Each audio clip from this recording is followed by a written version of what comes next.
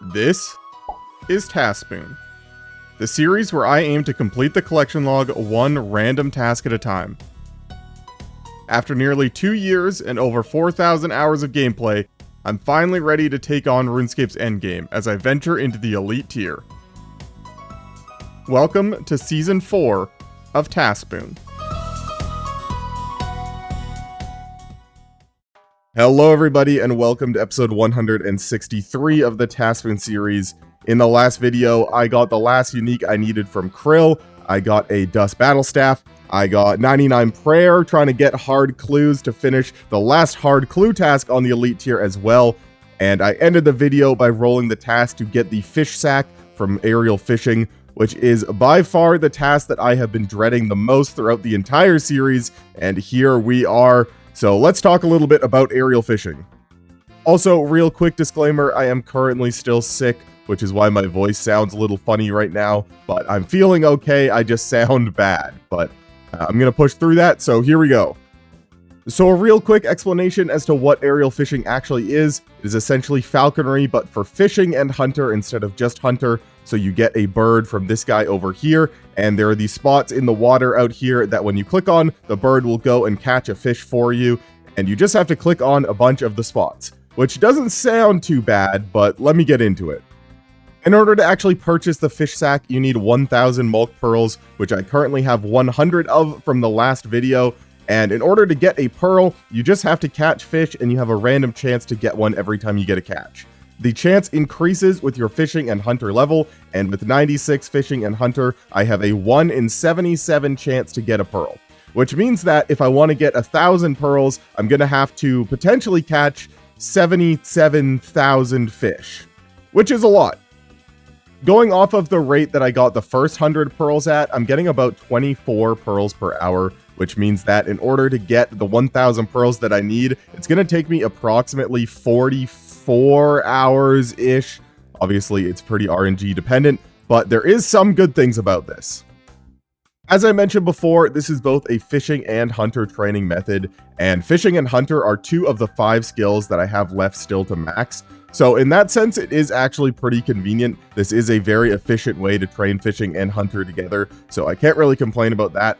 As well as there is a 1 in 20,000 chance on any given fish catch to get a golden tench, which is just another collection log slot, which I already have. But every golden tench that you get, you can trade in for 100 pearls, effectively saving me about 4.5 hours of work. So anytime I get one of those, that is great. Now, some of the downsides to this, as I'm going to demonstrate right now, and when I say some of, I mean pretty much the only downside to this, it is very click intensive. If you are wanting to get the maximum efficiency rates, you have to click a lot, not only on all the fishing spots, but also cutting up all the fish that you get, both to make inventory space as well as to accumulate fish chunks, which you do have to pay the bird in fish chunks every once in a while. If you take a note of my stack down here, you'll notice, I think it's every 5 or 10 catches or something, you'll see it'll use one. So even though you do accumulate them, you do have to click a lot. And it does get quite painful on the wrist and hand, I'm not gonna lie. Even for me, who plays a lot of RuneScape, even that, my hand does start to get sore. So there are definitely some downsides to this, as well as it just taking a very, very long time. And I do want to briefly mention, there is a plugin called Aerial Fishing on the plugin hub that will put these markers around your character, and you'll notice they move when I move. And these are essentially just the tick breakpoints. So anything that is in this area, like this one right here, will come back in 1 tick. Everything in the next area 2, the next area 3, etc., etc. And this is really helpful for trying to go for maximum efficiency rates. Essentially, the method is you always want to prioritize the closest fish to you. So anything in this area first, and then the next area, and then the next area, etc., etc. And you always want to focus on the thing that is expiring first, because then it is most likely to expire and go away. You'll notice these timers not always accurate. I don't really know what plugin is causing these timers, but I just use it as a method to determine which appeared first, so I know which one to click on first. But yeah, that's pretty much all I've got to say about this. I don't really know how I'm going to show you guys the potentially 40 more hours of this that I have to do, and at least make it interesting for you guys, but that's for future me to figure out. For now, I'm just going to get started.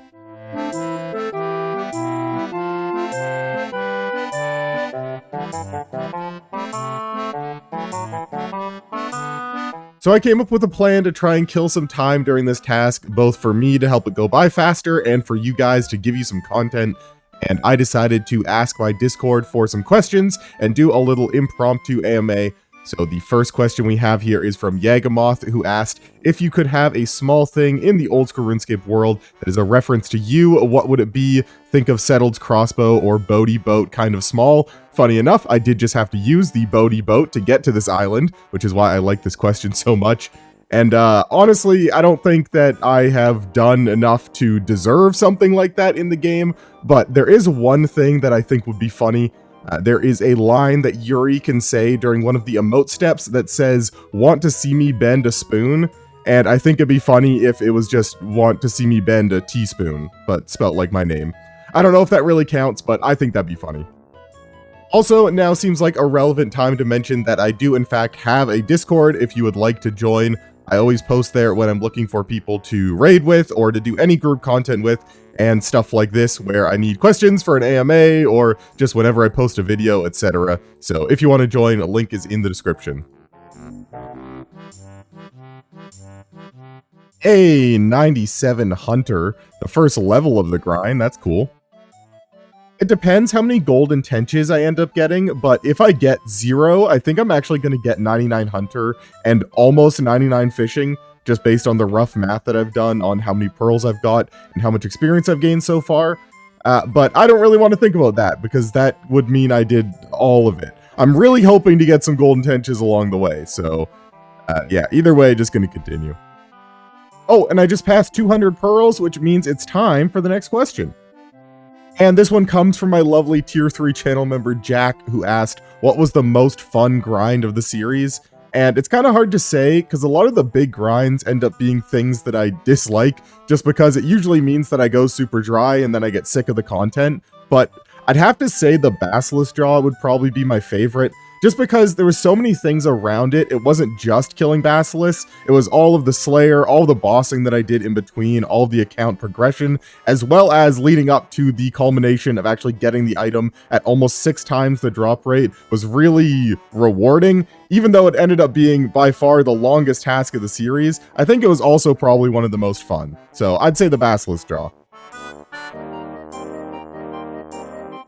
Hey, the first fishing level of the task, 97 fishing.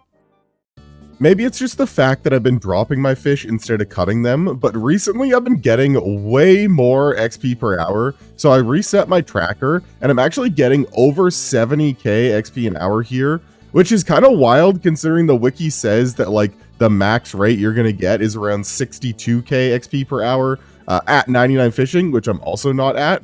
I don't know how I'm doing this. Maybe it's just the fact that I've swapped to dropping the fish instead of cutting them, which you can do just a lot faster and more easily. But yeah, this is actually really good for XP. I'm kind of almost changing my mind about this activity. It's almost at the point where I don't even want to see any golden tenches. That way I can get the most fishing and hunter XP possible. Although almost is doing a lot of heavy lifting in that sentence, because realistically I would definitely take some to shorten this task. But yeah, it's actually a lot better than I thought it was going to be, so I can't really complain about the experience. I wasn't recording, but there is the first golden tench of the task on catch 20,900, so quite literally almost exactly on the drop rate, but yeah, plus 100 pearls, thank you. Why, hello to the gamers, it is the next day and I did reach the next 100 pearl milestone, so I've got another question for you. This one from Zeedclaw on Discord, who asked, when you finish the elite section of the generate task, will you continue on doing the master section with the RuneLite plugin, or is the series over? And no and no. I don't plan on using the plugin for the master tier, but the series is not over. I do have plans for what I want to do after this. I will still be playing on this account, and I will still be doing tasks, but I just don't want to do them in the same way. And without spoiling anything, I think that's all I'm going to say. But I do have plans. I am going to continue. I'm going to be getting a lot of the items that are on the master tier, but I will not be doing it through the plugin, nor will I just be adding a section to the spreadsheet. I have a completely different plan for what I want to do going forward. And also, if you can't tell, I'm still dying. I'm trying to talk in like a higher voice because it turns out my microphone doesn't really like when my voice is super low, at least with my settings. And if I don't do that, then my voice sounds like this, and then it sounds bad on the recording. So I'm trying my best here, but probably going to be a quiet day of fishing for me.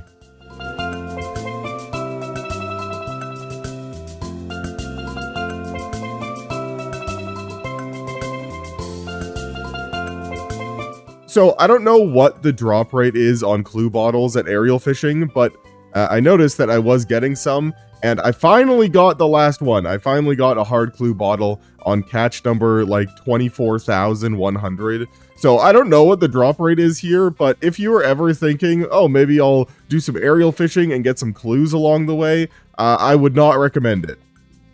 And the only reason I actually wanted to bring that up is because when I first noticed that I was getting clue bottles, I was thinking about going and doing the clues, and then I realized that that would just be too slow and I don't really want to waste the time. So instead, I had planned to just go, once I got one of each clue, go over to Watson and hand them in for a master clue. I did not anticipate it taking 24,000 catches for that to happen, but I am just going to do that, hand them in, and then go right back to it. And if I end up with another one of each clue again, then I'll go and do them first. But I'm just going right back to aerial fishing. So I thought I was being smart, where I downloaded a plugin called Red Clicks Only. And I don't know if you can hear this, but you actually can't click to walk anywhere, which is really nice because I want to stay in this one position. This is, in my opinion, the best spot to do aerial fishing. But I discovered a bug where if you click on a fishing spot somewhere up there and drop your fish at the same time, your character just runs over there, and I don't know why.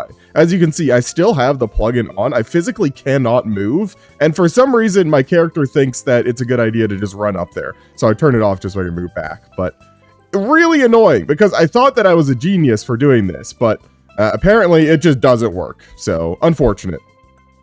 So I think what's happening there is the same thing that happened to me at the Phantom Muspa, where you're telling the game you want to make like a ranged attack is what I'm going to call it. In this case, I'm telling the game that I want the bird to attack the fish, and at Muspa, I was telling the game that I want my character to attack the boss. But essentially the same thing. You're standing somewhere and you've told the game to make a ranged attack at a different location, but then you've overridden the attack part of that command with another action. So in this case, it was dropping a fish. At Muspa, it was changing weapons. But the game still remembers that you said to go somewhere and do something, and it's just changed the do something to a different action, but it keeps the go somewhere command, and it just makes your character run to the place that you told it to attack.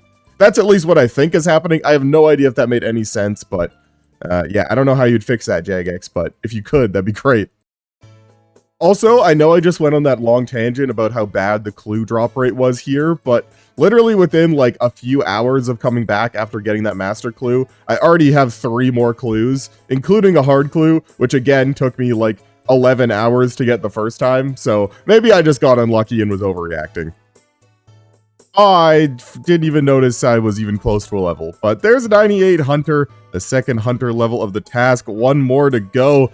And I think I'll probably end up getting it, depending on my golden tench luck on this task, so, cool.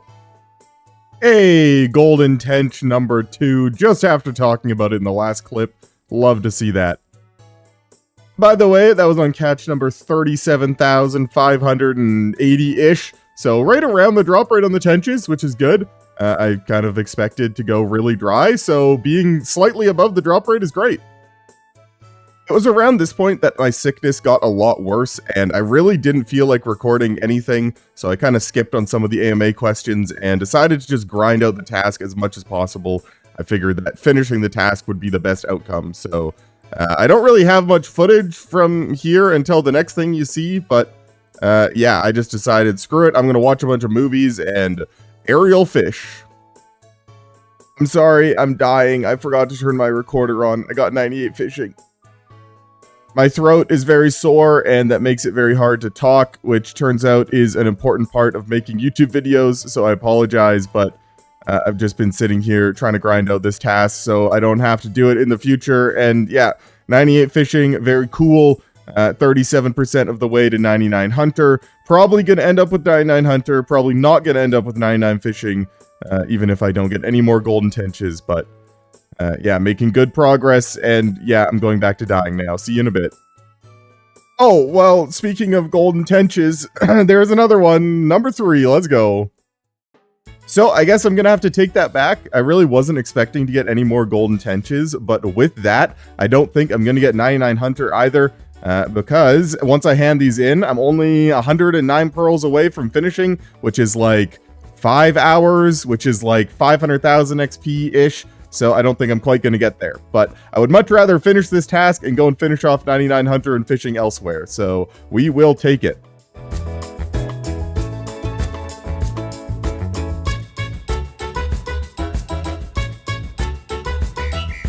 Okay, today is the day. I am feeling a lot better, and I only need 77 more pearls, which should only take like 3.5, 4 hours. So let's go and do this. I did go and hand in my golden tenches because I could just see myself forgetting like where I'm at. So yeah, let's just do it. 77 pearls. I'll see you in like 4 hours. This is like the one time I'm hoping I don't get another golden tench. Because, like, the longer I go, the less valuable it is to me, considering I don't need Mulk Pearls for anything ever once I'm done this task. And I kind of want the extra XP at this point. As far as levels go, 620k from 99 Hunter, and still 1.1 mil from 99 Fishing. So any extra XP now is actually really nice. I kind of wanted extra golden tenches before, because I thought I was going to go over 99, and wasting XP wouldn't be, but... in this situation, I'm hoping for a solid, like, 3 hours of aerial fishing, get my pearls, and we'll move on out of here. There it is, 1,000 Mulk Pearls.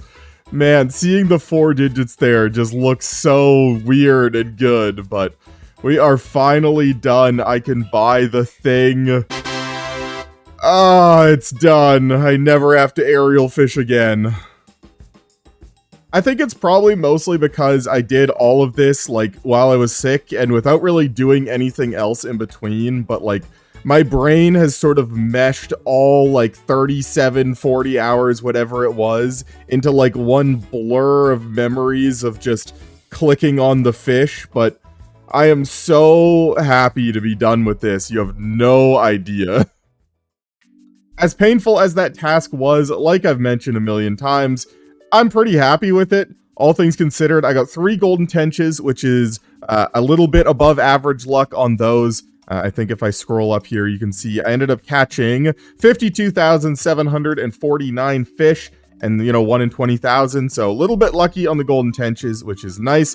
I got a bunch of XP, which I'll put on screen here. About 2 million fishing XP, 2.6 million hunter XP, leaving us close to 99 in both, which is awesome. In fact, I've kind of devised a plan. I might go and get 99 Hunter by the end of this video, but yeah, I'm just happy. Hope you guys enjoyed watching my suffering. I know these tasks could be long and slow and painful, but I tried my best to make it interesting for you guys. And we can finally move on and go do literally anything else. The one thing the fish sack is useful for is being able to combine it with the fish barrel to make the fish sack barrel, or original name, which allows you to wear the barrel on your back while you fish, giving you 1 extra inventory slot.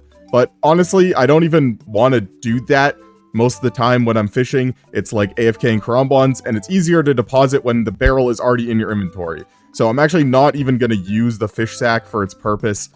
So that's even sadder, but yeah, I'm going to go and do these clues that I got. I didn't manage to get a second elite clue, so I'm either going to go and try and get one, which might be difficult, or just do each of these individually. But this will give me a nice little break to go and do something else and do these clues, open some caskets. I don't know, let's just go and do it. If you're still here at this point in the video, then that must mean you're enjoying it, at least in some regard. So maybe you should go and hit the like button, maybe leave me a comment, check if you're subscribed, you know, all the YouTube things. I would really appreciate it.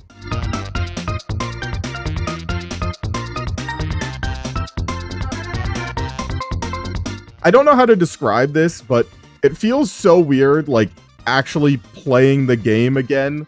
Like, I've been doing aerial fishing for so long, it's almost like I've tricked my brain into thinking that's what RuneScape is. Like, that's all RuneScape is, and all of a sudden I can do, like, 1,000 different things and actually play the game again. I don't know. It feels so weird to be open to not aerial fishing. So I decided to just go and do all of the clues that I had. partially because I couldn't be bothered to go and get an elite clue, but also I still do have easy and medium clue tasks left on the elite tier, so I want to save those caskets, which means I get to open these ones because I don't have any more of these on the elite tier. Cool. And moving on, before I go and roll a new task, I did have a plan, a bit more of a clever plan than this, to get 99 Hunter, but turns out that it wasn't really worth it. It was just a waste of time. I was going to go and do a couple things, like I wanted to get one of the new salamanders just in case I needed it for a combat achievement task, but it turns out I only have one of those left and it's not really worth the time. So anyway, I'm just going to do it here at Irby. This is going to be a nice little break for me. I have to click once and then like I don't have to do anything. This is great. I'm not used to this. So I'm going to do like 2 hours of Herbivore and get my 99 Hunter.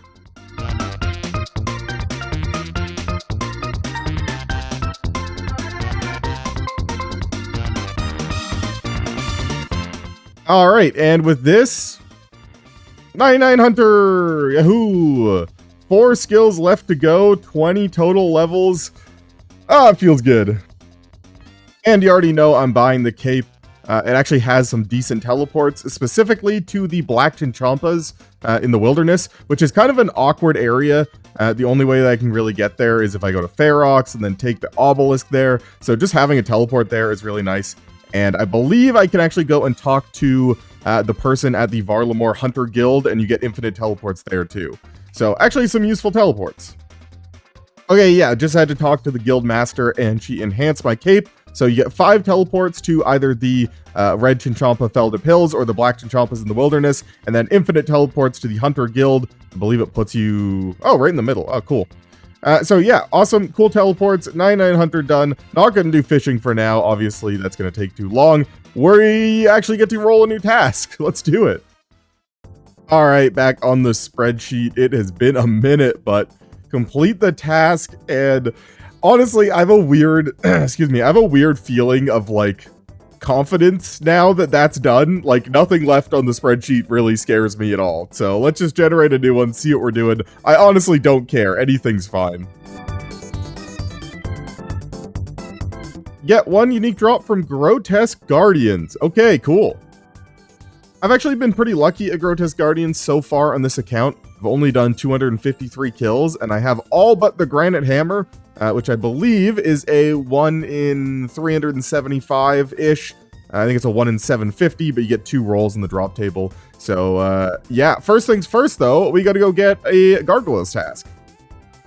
Cardell has the highest chance to assign Gargoyles, especially with my block list that is specifically designed to block high-weighted tasks at Cardell, so that's what I'm going to be doing. I just stored my Greater Demons task in case I want it later, and I'm gonna... okay, it would have been cool. But I'm just going to be doing Turiel skipping like usual because I don't have a Slayer streak. So I'll see you when I get a Gargoyles task.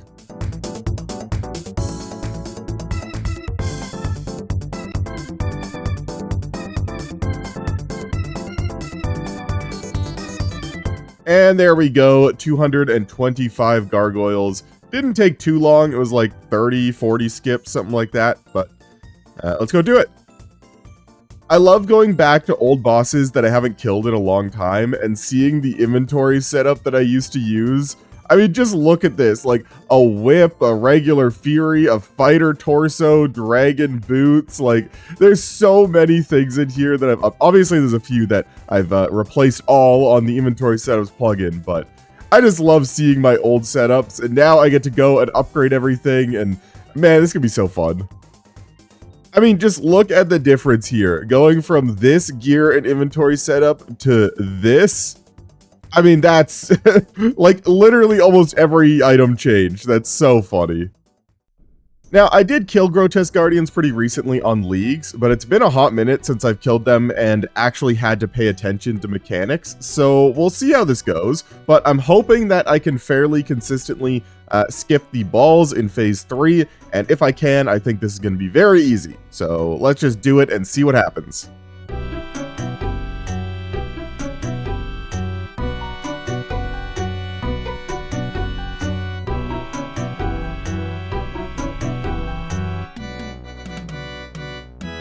No way! I don't need that again! What the heck? What a strange Grotesque Guardians log. 263 KC, and I have 2 cores, 2 gloves, 2 rings, and no hammer. I don't know how that happened. I thought for a second I might technically have a use for this. There's a master clue step where you need to wear a certain pair of boots that I thought was Guardian boots, but it turns out it's just Vando's boots anyway, and the reason I haven't built the stash unit is because I haven't actually got a second pair of Vando's boots, and the only pair I have I made into Guardian boots and then made into Echo boots, which I can still use for the clue step, but I thought it might be cool to build the stash unit and put the Guardian boots in there, but you don't even need it to be Guardian boots. So I think this is completely useless for me. I might just go put it in Death's Coffer, honestly. Hey, speed task, nice. Another PB, wow. After getting that last speed task, I decided to go and check what combat achievements I was missing from Grotesque Guardians, and turns out there's only 2 left. One is to get 20 kills without leaving the instance, and the other is the Grandmaster speed time. The Grandmaster speed time, I don't think I have any chance at getting. I would have to get insanely good RNG for like entire kill. But the other one is to kill Grotesque Guardians 20 times without leaving the instance. So I swapped out for 2 sets of potions as well as bringing the SGS. I think I'm going to need some lucky drops on supplies, but I think it's doable. That's funny. Literally just after talking about that speed task, I get another PB, 131. I quickly realized a flaw in my plan. A lot of the supply drops that they give are brews, and I forgot to swap my prayer potions for restores, so I can't really use the brews. So I think I might not do it this time, but next time I just need to remember to swap those out, and I think it's definitely possible. By the way, any of you irons out there that maybe don't know this, for some reason right now, granite malls are worth 800k on the GE. And they were actually up to 1 mil at one point, but if you have a bunch of these sitting in your bank doing nothing, you can go and put them in Death's Coffer for a bunch of money. Just so you know. Okay, as long as I did math correctly, this should be my 20th kill. Hey, there we go. Yeah, honestly, not too bad. Kind of annoying. I did have to bring my Blood Fury and SGS and everything. And by the way, Blood Fury only has 600 more charges, but glad to have that one done. By the way, I know I don't really show it, but I have been trying to get another Blood Shard. My Blood Fury has been dangerously low ever since the Coliseum, and my luck here is just terrible.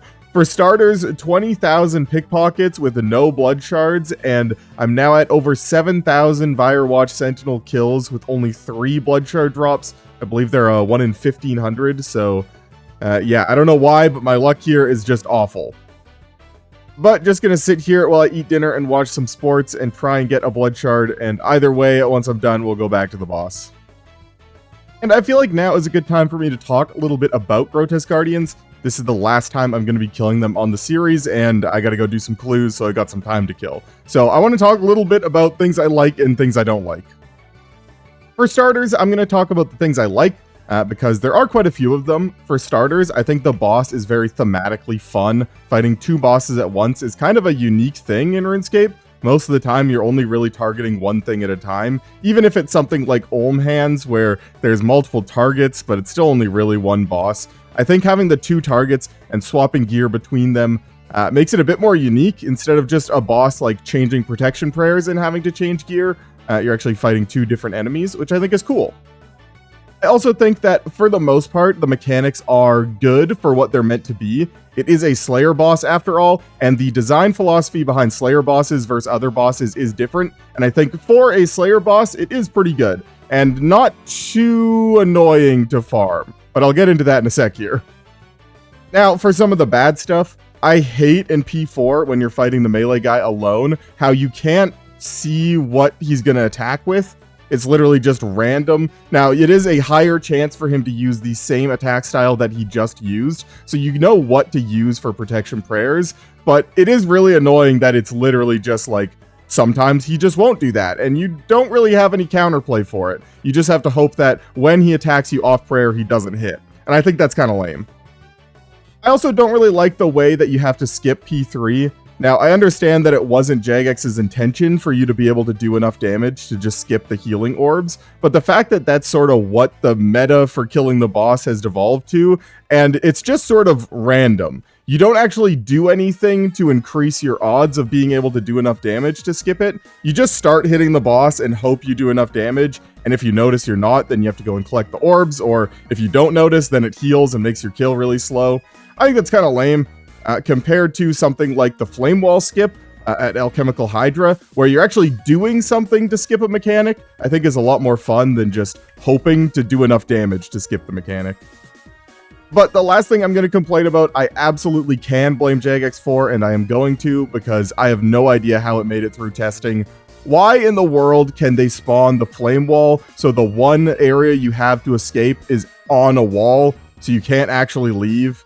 Now, I understand it's not that bad because you still can't avoid the damage, but the fact that that even can happen and that they tested it and allowed that to happen on the live game, I don't know what they were thinking. Like, that's such an easy fix. Just make it so the area that it can spawn you in is one tile closer in so it never does that. I don't know what they were thinking. Anyways, that's all I've got to say about Grotesque Guardians. Thank you for coming to my TED Talk. We will now continue with the regularly scheduled programming of actually killing the boss. Well, almost back to killing the boss. I forgot I'm actually allowed to open these caskets, so I'm just going to do it right now. Cool.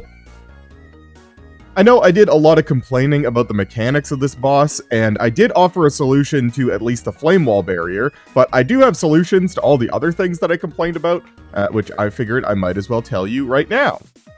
For starters, I also think the Flame Wall, you shouldn't be able to just click wherever and have your character path out automatically. I think you should actually have to find the open space and click there. And for this phase, I think it'd be really easy to just add a couple ticks delay on his attacks and have some sort of animation showing what attack he's going to do. So either charging up these balls or like getting ready to take a big swipe with his hand or something. I think that would make this last phase feel a lot more skill-based and a lot less RNG-based. Either that or have the pattern of attack be predictable, so similar to like Hydra in the last phase, I will always do the same pattern of attacks. I think you could easily do the same thing with his attacks, just go like 2 and then 2 or 1, 1, 1, 1. I don't know exactly how it would work, but there are a lot of solutions to solve that one actually. The one thing I really don't have a solution for is this orb skip.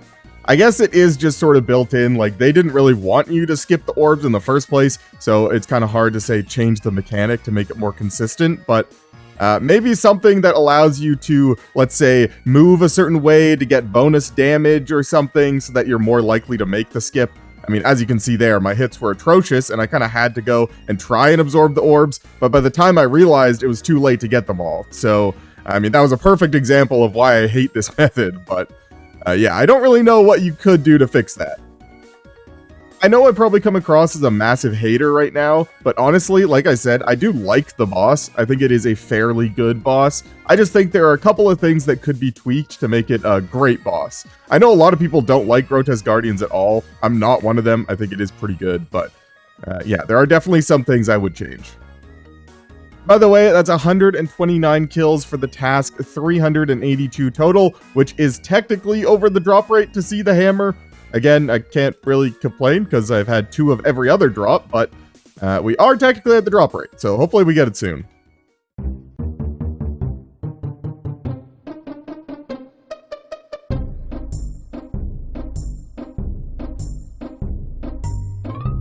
No!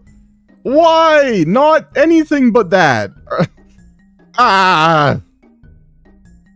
Like, don't get me wrong, I guess it's better than most of the trash this boss drops in the first place, and again, I can go and put in Death's Coffer, but how do I have 3 of them in 422 kills?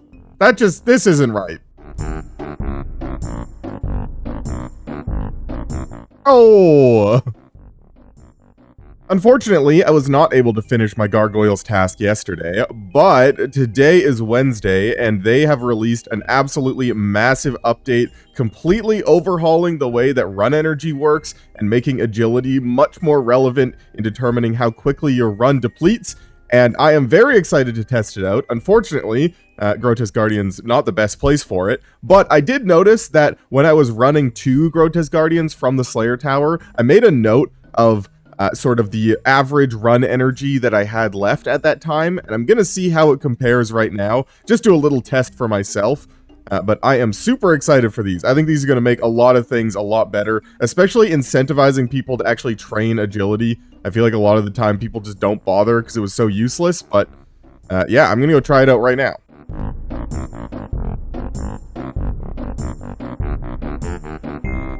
So usually when I would teleport from the bank to the Slayer Tower and then run to this bell, I would get here at about 45 to 50 energy, depending if I took a second to drop my shark or not. And this time I got here at exactly 69 energy, nice, which is really huge actually. Obviously not for Grotesque Guardians, but for stuff like Chambers of Xeric solos and God War's dungeon bosses and anything that you would bring a stamina to, now you might not have to. Which is awesome. I love that. Anyways, not too relevant for me right now. I've got 24 kills left on this Gargoyles task. Let's just go do it and hope for a hammer, but it's not looking good.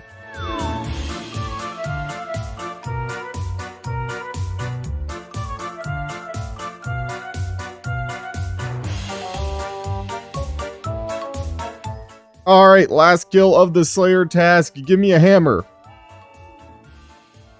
Oh. Alright, let's go get a new one. You know, it's really hard to complain, even though I'm upset that I didn't get the Granite Hammer, because that's all I cared about. I'm gonna put the loot on screen here. That was probably one of the most profitable Grotesque Guardians tasks I've ever seen. Like, 2 Tourmaline Cores, 5 Mauls, which apparently are a 1 in 125, so I should have only seen 2, and I got 5 of them. Like, in all other situations, that was a great task, but for me specifically right now, I'm kind of annoyed. But what if we get the first Slayer Cape back-to-back proc of the series? I swear this thing doesn't work. Turns out, I think Jagex felt bad for me, and they just gave me another Gargoyles task. I think I skipped 2 tasks. So that's pretty nice, thank you.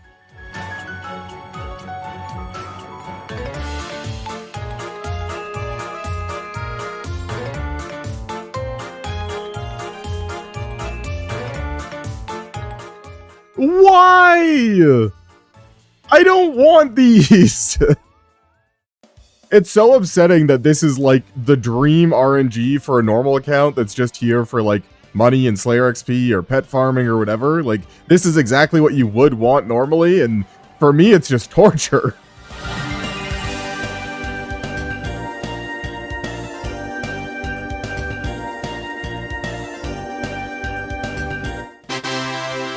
It's the thing! Let's go! I saw the green text and what looks like a granite maul on the ground, and I was like, another granite maul, great. And then I saw the pop-up, and I was like, wait, that's actually the thing that I want. Honestly, that wasn't too bad. 264 kills on this task specifically, and I'll put the loot on screen here. Obviously, like I said, 3 Black Tourmaline Cores is very good for money, so I can't complain there. And honestly, overall, I'm at 517 kills, and I have 4 cores, got all the uniques. Like, this is a pretty good log. This is an insanely good log. So, yeah, Grotesque Guardians done. Thank you, game. And after dumping all the useless stuff I got on this task into Death's Coffer, I'm up to 72 mil in there as well. So that is very nice. And we can go roll a new task. Let's go see what we're doing next. Alright, back on the spreadsheet, the last Grotesque Guardians task has been completed, 89%, and let's generate a new one, see what we're doing. I don't know if we'll have time to do it in this video, but if it's quick, we might be able to fit it in. Get 2 unique ancient pages. Yeah, let's go do it. I was actually just looking at what tasks I had left on the elite tier, and I saw that Ancient Pages task and thought, this is by far the most boring task I have left on here. I already have 24 of the 26 pages, so these are going to be the last 2 pages I need to greenlog this section, and you can still get duplicates, which means that I have a very, very small chance of actually getting a new page, and even smaller once I get one of the 2. So I'm just going to go and get ready and go and start searching that skeleton. Like I said, this is not going to be interesting, but it should be fairly quick. So let's just go do it. As always, I went over and activated that area for the NPC aggression timer, so I gotta sit here for 10 minutes and wait for that to expire. So I brought some alks, and I will see you in a bit. Alright, 10 minutes is up, so these guys won't attack me, so all I'm gonna be doing is searching the skeleton and hopping worlds. And that's about it.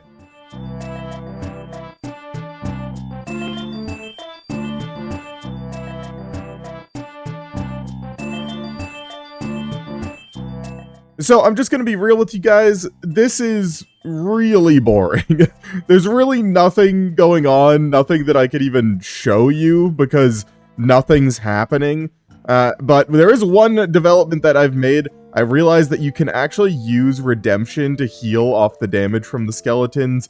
And I'm going to make some, or I already did make some prayer regeneration potions, which I have yet to use or make on this account before. But I think this will actually be like a really good way to just get a prayer point back, turn on redemption, and then not have to worry about going and banking, which should speed up the task a little bit.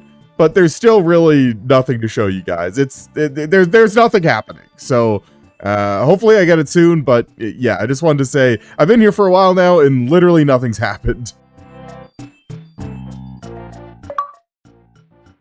Hey, there we go. There's one. So there's 26 unique pages, and I already had 24 of them, meaning that there was a 2 in 26 or a 1 in 13 chance of getting a new page. And the first one took me 30 pages, which is over double the drop rate, which is kind of sad. But the next one is a 1 in 26. So we basically have to do all that again and have half the odds of having it be new. So here we go. By the way, the prayer regeneration potion plan is working pretty well, but unfortunately, when you're logging out or hopping between worlds, it resets the prayer regen timer. So you'll see I have to wait a little bit longer every time I use up my prayer just to get like 1 or 2 prayer points back, which isn't too bad. The fact that I don't have to wait the extra 10 minutes every time I want to go and bank and get more food is really nice, but it's not perfect, but it's pretty good. No way! This was the next page. I got it. That's so funny. Let's go. I almost don't believe it. After taking like 4 hours to get the first one, that one took me like 5 minutes. So we're done. Green logged my notes. Never have to do that again. Honestly though, even though that's like one of the more boring collection log slots to get, when you're at 1100 collection logs, getting 2 more in 4 hours is not bad at all. So I guess I can't really complain. And we never have to do it again. And we finished another task and we can go back. We'll roll a new one. Probably going to save it for the next video, but let's see what we're doing. All right, here we go. Back at it. Complete the task. 90% on the elite tier. That looks so good. And let's roll a new one, see what we're doing. Get 1 unique drop from God War's Dungeon. Honestly, that is perfect. Of the 4 main bosses at God War's Dungeon, I have everything from Krill, I have everything from Kree, I have everything from Grardor. The only thing I am missing is the Saradomin's Light from Zilyana, which is a really funny last item to need because it's just so utterly useless, but that is what we will be going for in the next video, and this is perfect timing. This was literally one of the places they named in the blog about the new run energy changes, so I'm excited to see the difference there. I haven't been to Zilyana in a while, and as you can see, I've only actually done 67 kills. I've been really spooned at Zilyana, so that's what we'll be doing in the next video. But I'm gonna have to end the video here. If you enjoyed it, don't forget to hit the like button, check if you're subscribed, maybe leave me a comment, all that good stuff. And honestly, I'm just now remembering that I did 40 hours of aerial fishing at the start of this video. So if you made it this far, you probably enjoyed it at least a little bit. So you should hit the like button right now. Thank you. Anyways, that's going to do it for me. I'll see you in the next one. I want to give a big thank you to all of my channel members, but a special thank you to my tier 3 Big Spoon channel members, Alchemist BTW, Jack Staumer, Zach Martin, Luxitaire, Tony Adkins, Dolph, Fading Shadow, Mondeep Bassi, and Frank Chandler. And if you want to see your name here in the credits for the rest of the season, consider becoming a channel member. The lowest tier is only $2 a month, and it really helps me out. Thank you.